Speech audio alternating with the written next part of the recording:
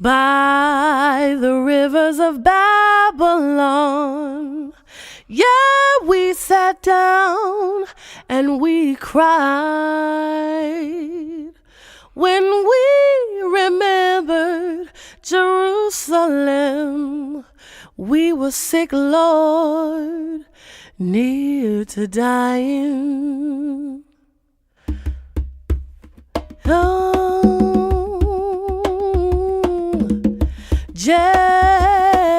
So here we go.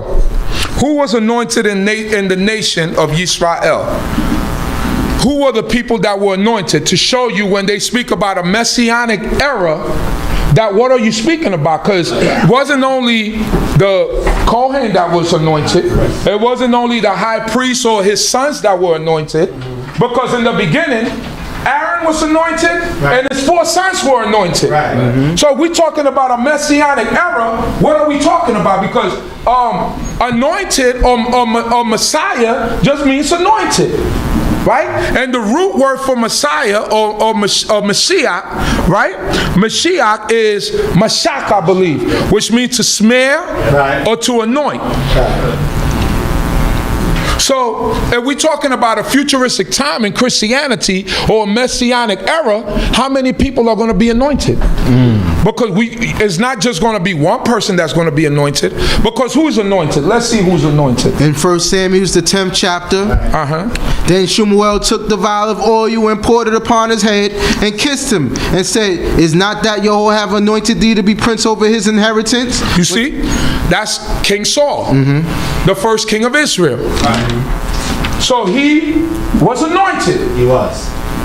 Go to the next one, my brother. 1 Samuel, the 16th chapter. And Yahweh said unto Shemuel, how long wilt thou mourn for Shaul, seeing I have rejected him from being king over Israel? Fill thy horn with oil and gold. I will send thee to Yishai the Bethlehemite, for I provided me a king among his sons. And Shemuel said, how can I go? Shaul hear it. And we all know what happened from there. So we know what happened from there. So there we get the example, and as we read on, when all the David brothers are called and the prophet Shemuel tells Jesse, he said, don't you have another son? He said, yeah, I got the runt. He out there with the cattle in the field, with the sheep in the field, but that can't be the guy. He said, well, I can't go anywhere. You got to call him in. And then Shemuel poured that oil over his head. He was anointed, right? So kings are anointed in Israel. Who else is anointed? Exodus 40, verse 13 through 15. The high priest and his sons. This is just to keep you informed, as when they speak about a messianic era, all these things are going to be back in place. A high priest, a king, prophets. So when you're talking about a messianic era, you're talking about one man? What are you talking about? The concept is Christian. The Most High God didn't speak about this. The Most High God didn't put it in that specific form as to put that definite article about a time to come called a messianic era. It's not mentioned. Let us go. Exodus 40, verse 13. And thou shalt put upon Aaron the holy garments, and thou shalt anoint him, and sanctify him, that he may minister unto me in the priest's office. And thou shalt bring his sons, and put tunics upon them, and thou shalt anoint them, as thou didst anoint their father, that they may minister unto me in the priest's office, and their anointing shall be to them for an everlasting priesthood throughout their generations. It's a holy anointing oil. That oil don't go on everybody. That oil doesn't go on everybody. That goes on special people. An anointed means that now you have stepped up to do a job before the Most High God.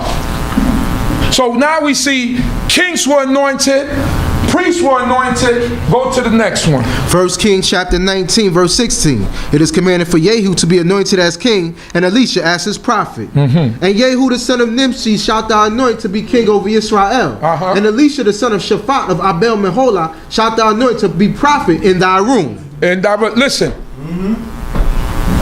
I'm just showing you all of this. Now, Jehu was the king of the northern kingdom. He wasn't a Davidic king from the southern kingdom. He was a king from the northern kingdom. Nonetheless, it was commanded for him to be anointed. And then Elisha was the prophet that took over after Elijah was gone, right? And it was told for him also to be anointed. So what messianic era are we waiting for? Why are Israelites waiting for some specific man to come and be Hamashiach when we have many people that are anointed? Right. A Christian concept. Jesucristo, Jesus Christ. It's a Christian concept. It's not in our Tanakh. It's not in our Torah. And the only time that is in our Torah is when it's speaking about the high priest, Aaron, and he already passed away. And he wasn't promised to come back. That's right.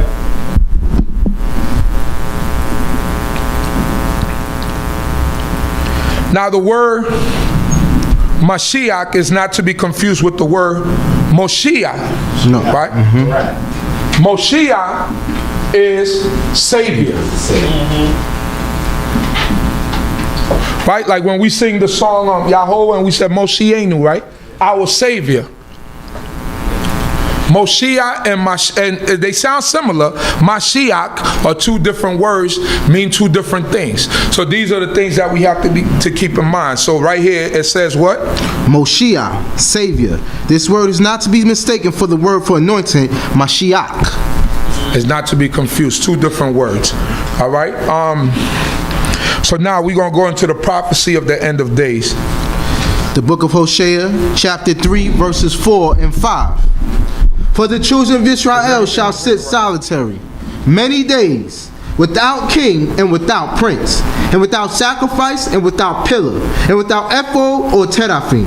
Afterward shall the children of Israel return and seek Jehovah their God and David their king, and shall come trembling unto Jehovah and to his goodness in the end of days. In the end of days. So now it says here that for the children of Israel sat solitary many days without king. This is us today.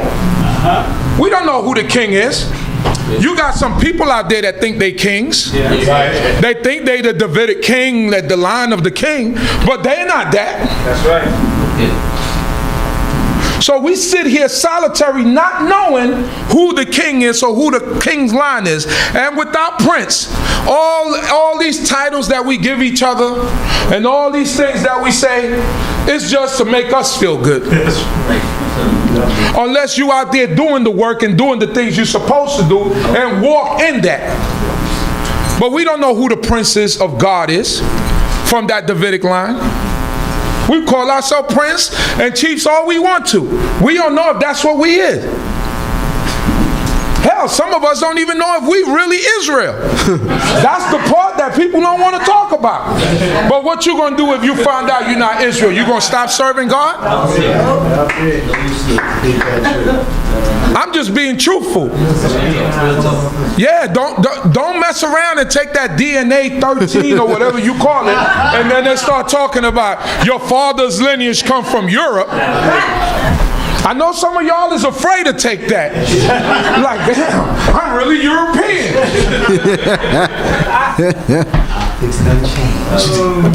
That's right. He out here talking hard and strong. But what you gonna do? Stop talking? Because it's gonna be a house of God for all people, and we're gonna get to that. We're gonna get to that point. We're gonna get to the prophecies, because these are all end of days prophecies and what the Most High God promised the children of Israel. It says here, and without sacrifice, we don't have no temple to bring no sacrifices to. All those things are going to be put back into order. And without pillar, and without ephod or teraphim, we don't have the ephod, we don't have the breastplate. We don't have none of those things anymore. It says, afterwards shall the children of Israel return and seek Jehovah their God. And that's what we're doing. We are on the return, seeking Yah. And it says, and David their king shall come trembling unto Jehovah to his goodness and the end of days. Not David physically. Okay.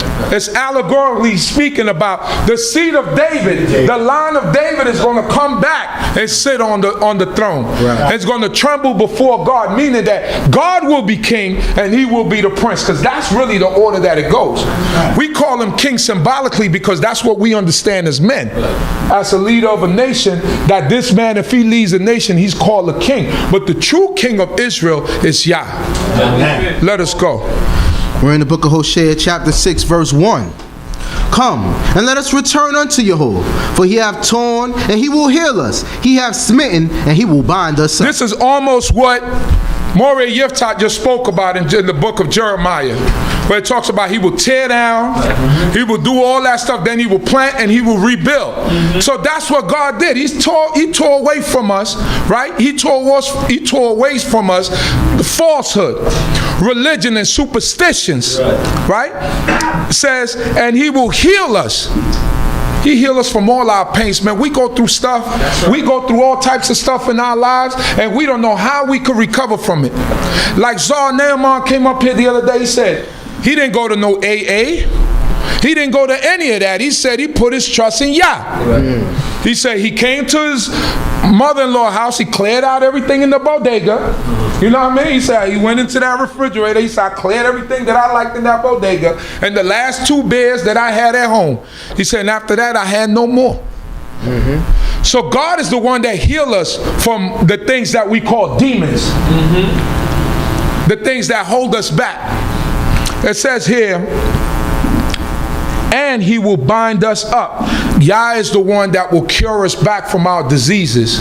When we got them open sores and them festering sores, he's the one that caused them not to get infected.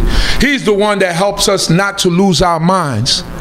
Think about the times and the situations that you've been in where you could have lost your mind. That's right. And God preserved you to be a living testament today to stand up and testify that Yah is real. That's right.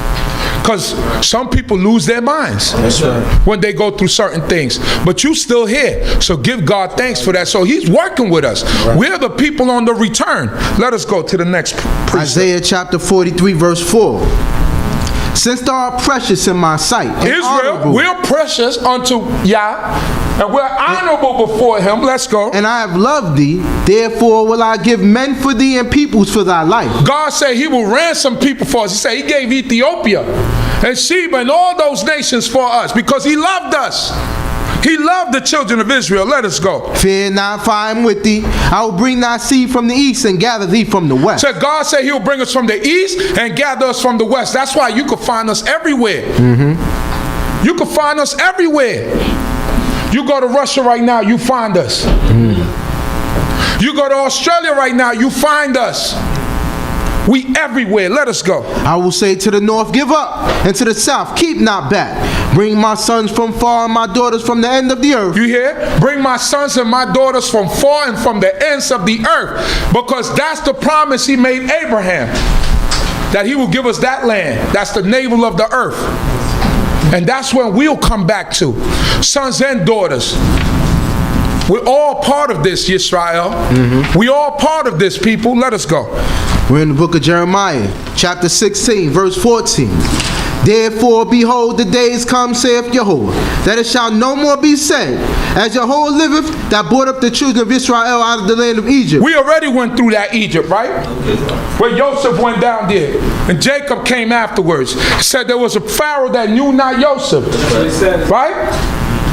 Said Most High God sent Moses and sent Aaron and took us out of Egypt. We already went through that. Said, but God is not talking about that Egypt. What Egypt is he talking about? But as Yahweh liveth, that brought up the children of Israel from the land of the north and from the countries whither he had driven them, and I will bring them back unto their land that I gave unto their fathers. And I will bring them back unto the land which I gave unto their fathers. Egypt is just it's a Greek word, right? That means bondage. So the Most High God will bring us out of this Egypt, from this bondage. Yes. Don't you ever think that you're not in bondage. Don't you ever get that out of your mind. Because the minute you get that out of your mind, you begin to put the veil over your head, over your face. You begin to cover your eyes. You are in bondage. That's right. That's why when they approach you, they shoot you first before they talk to you. I seen, man, the custodian that used to work across the street from my school. He lived in Long Island. killed his wife, tried to kill his daughter. He led them on a chase on the LIE all the way to Brooklyn. He wanted to die. They chased him. The cops all the way from Long Island chased him all the way into Brooklyn. He ran into a gas pump. The gas pump erupted, exploded. How much more do you need? Then he gets out of the car and he charges at the police officer with the gun in his hand, and he still ain't shot him. Because he got the complexion for the protection.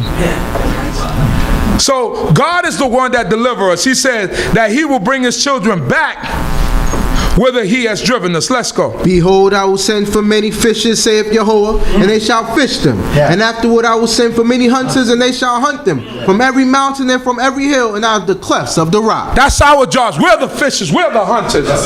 Like Prince Jeriel said, we can't be locked up and locking in this knowledge and thinking that people gonna hear us and we locking in this knowledge. We have to make it so that everybody hears it.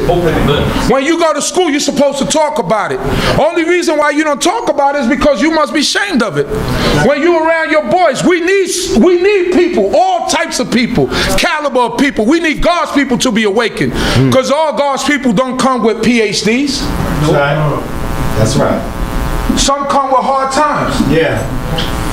Some come with 1 and 2 notches underneath their belt. That's right. But they come to God to ask for forgiveness. That's right. Some come with whatever, but this is what saves our lives. And if we know that this is what saves our lives, then we're supposed to always come forward with this first. That's what makes you a fisher and a hunter. Not living some secret society or some secret life where people don't know who you are. Come on, bro. You gotta be the song that you sing and the message that you bring. Yes, sir. Can't be ashamed of what you are.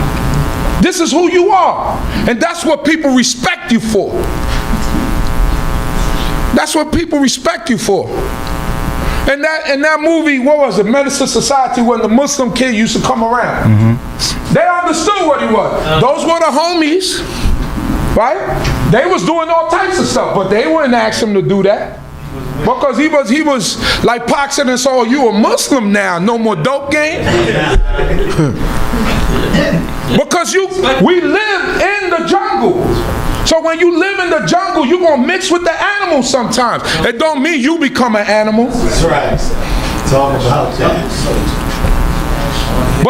But the animals respect you and recognize that this is a stand-up person.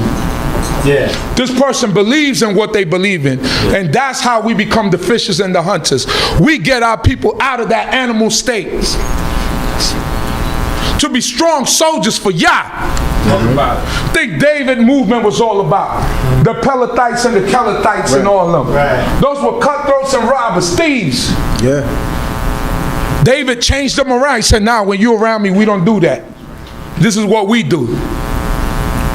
His own nephews, yo, I got him. I could kill Shaul. Nah, you're not supposed to touch the Lord's anointed.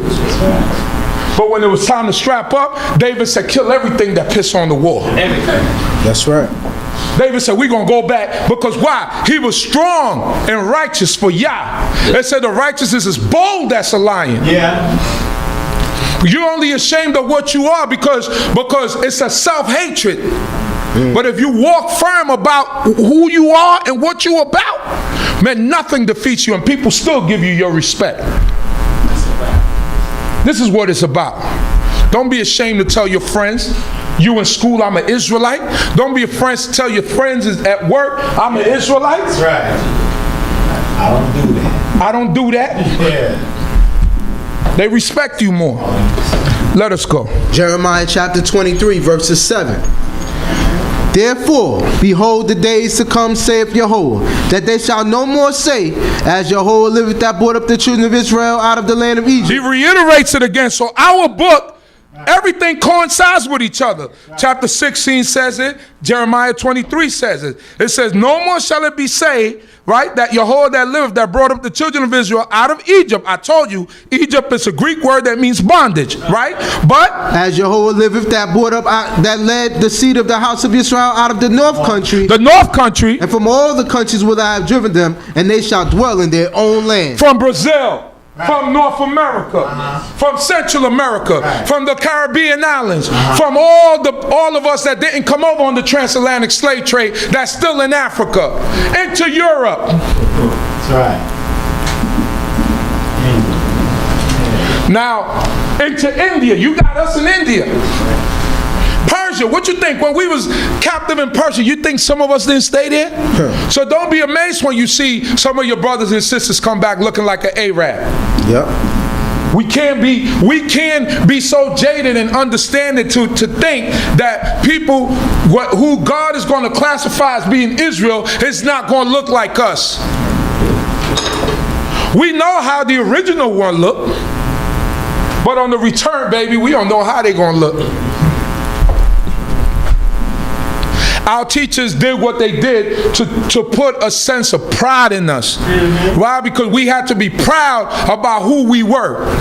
So they taught us a certain way, and we appreciate the Cohen Levies and the Nasi Yaakos and the Rabbi Matthews and the Rabbi Yirmiyahu. We appreciate those men because they had to teach us according to the times.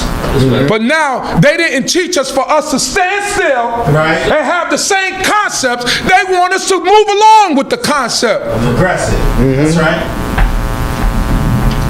They did it for the time, and God blessed them and gave them the words to be able to give to us to motivate us. Now we're supposed to grab the baton.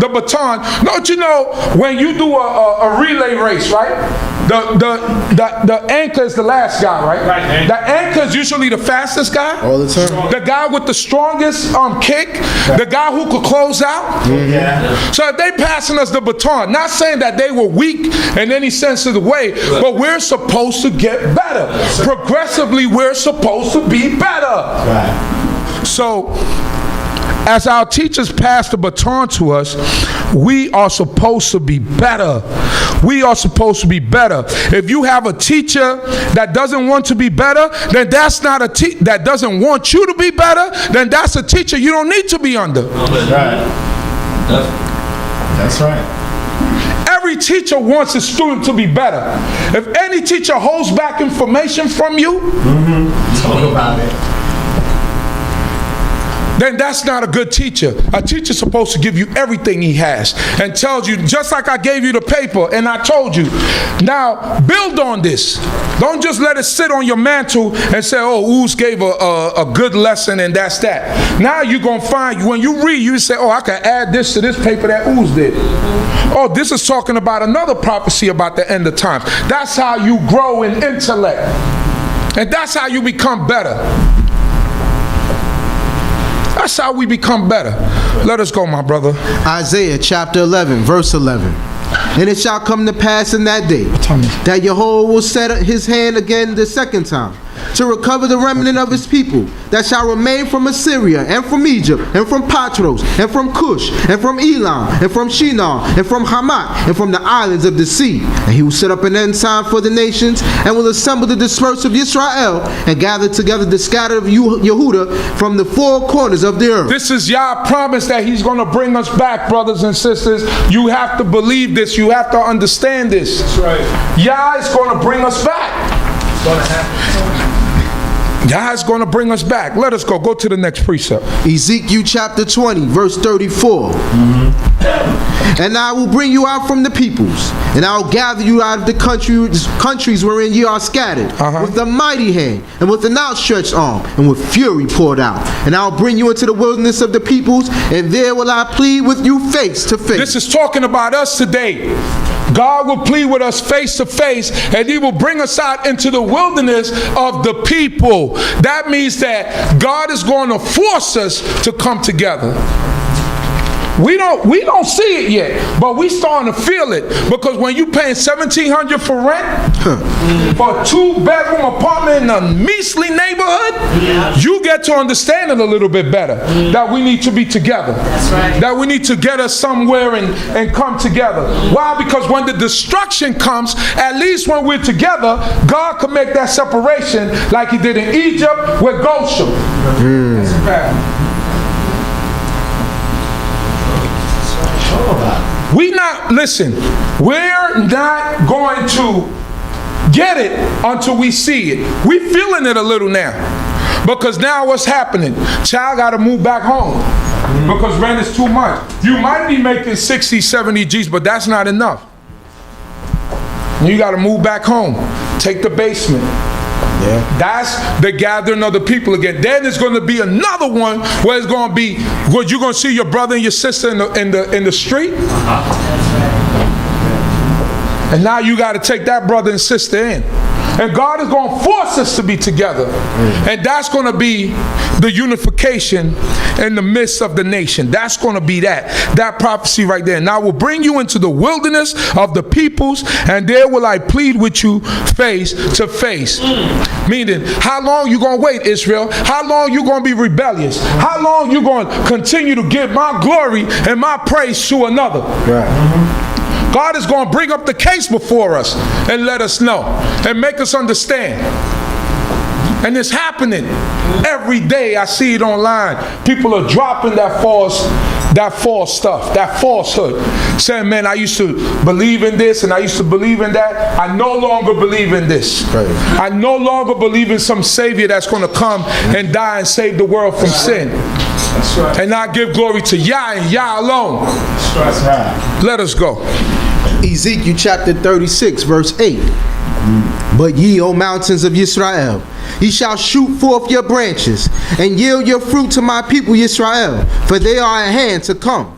For behold, I am for you, and I will turn unto you, and ye shall be tilled and sown. And I will multiply men upon you, all the house of Yisrael, even all of it. And the city shall be inhabited, and the waste places shall be builded. And I will multiply you, man and beast, and they shall increase and be fruitful. And I will cause you to be inhabited after your former estate, and will do better unto you than at your beginnings. And ye shall know that I am Yahweh. Yea, I will cause men to walk upon you, even my people Yisrael. And they shall possess thee, and thou shalt be their inheritance. And thou shalt no more henceforth bereave them of children. Thus saith Yahweh God, because they said unto you, thou land art a devourer of men, and hast been a bereaver of thy nations. Therefore thou shalt devour men no more, neither bereave thy nations any more, saith Yahweh God. Neither will I suffer the shame of the nations any more to be heard against thee. Neither shalt thou bear the reproach of the peoples any more. Neither shalt thou cause thy nations stumble any more, saith Yahweh God. So the Most High God is promising us a time of happiness. Right. Although we went through so much tribulation, God is promising us a happy time. That's what we got to look forward to. We have a time of redemption and of happiness. Don't think that this is your end. Don't think that this is your posterity's end. Don't think that this right here, this is nothing. This right here, what we see is just a facade. We live in day to day. We can't even enjoy life. The little enjoyment we get out of life is snatched away from us. You got to be worried about your children being in the street. You got to be worried about all those things. We got to be worried about all those things. This is not happiness. This is not happiness. Keep reading, my brother. Moreover, the word of Yahweh came unto me, saying, Son of man, when the house of Israel dwelt in their own land, they defiled it by their way and by their doings. Their way before me was as the uncleanness of a woman in her impurity. Our ways before him. Why? Because we brought in idol worship. Who was it? It was Jeroboam that built he was a calf. Yeah. He built the calf. He said, nah, y'all ain't gonna go down to Rehoboam down in the south talking about 3 times in a year you're gonna make a pilgrimage. Nah, buddy. You're gonna do it right here. We're gonna build a calf right here, and y'all gonna sacrifice right here. We brought idol worship into the land. Right. That's why our forefathers were spewed out of the land. Let us go. Wherefore I poured out my fury upon them for the blood which they had shed upon the land, and because they had defiled it with their idols. And I scattered them among the nations, and they were dispersed through the countries according to their way and according to their doings I judged them. You hear that? Dispersed through the nations. Only one people that happened to. That's right. Nobody else could take claim to that. That's right. No European nation could take claim to that. We were scattered to the 4 corners of the earth, with places that weren't even discovered. When Alexander thought he conquered the world, it was his known world. That's right. It wasn't the world, because he didn't see the Western Hemisphere. He didn't know about it. He didn't know about it.